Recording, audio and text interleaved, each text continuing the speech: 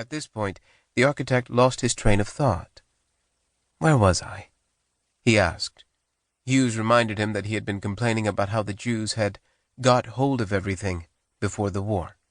"Oh yes, that was it," the architect said.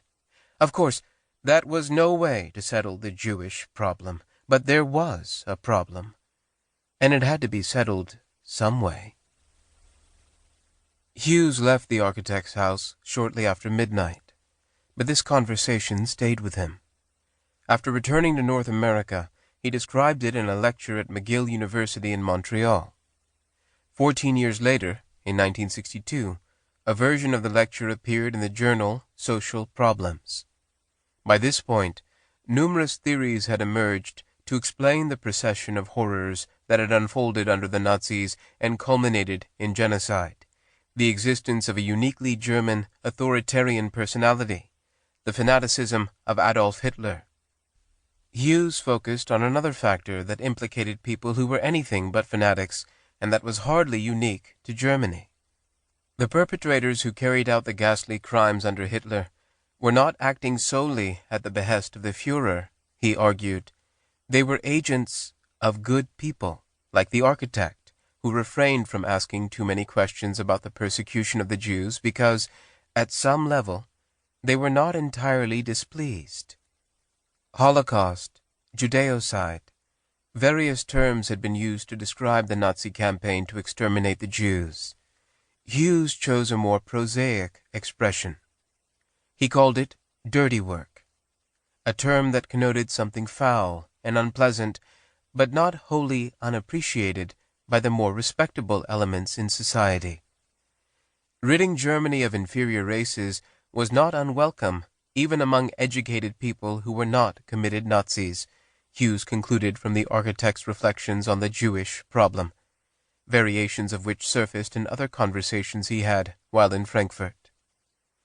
Having disassociated himself clearly from these people, and having declared them a problem, he apparently was willing to let someone else do to them the dirty work which he himself would not do, and for which he expressed shame.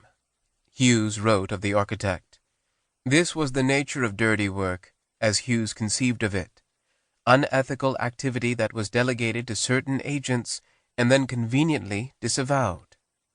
Far from rogue actors, the perpetrators to whom this work was allotted had an unconscious mandate from society."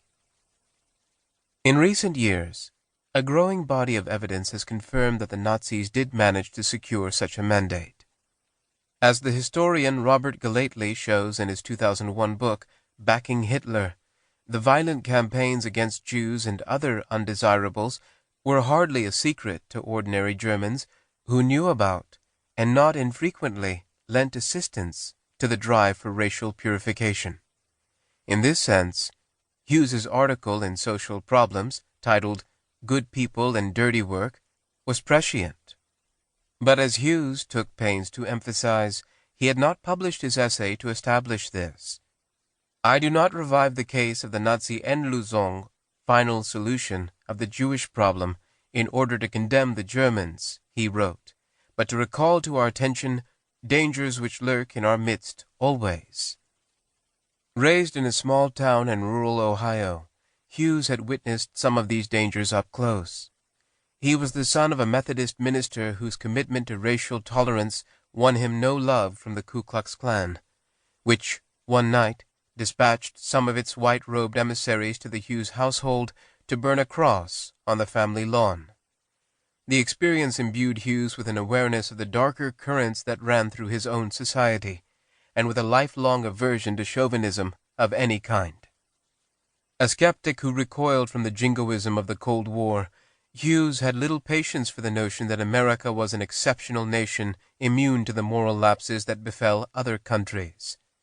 After his essay on dirty work was published, the sociologist Arnold Rose wrote to Social Problems to complain that Hughes had understated the uniquely murderous nature of Nazi racial ideology. In response, Hughes emphasized, again, that he hadn't written it with the German experience foremost in mind.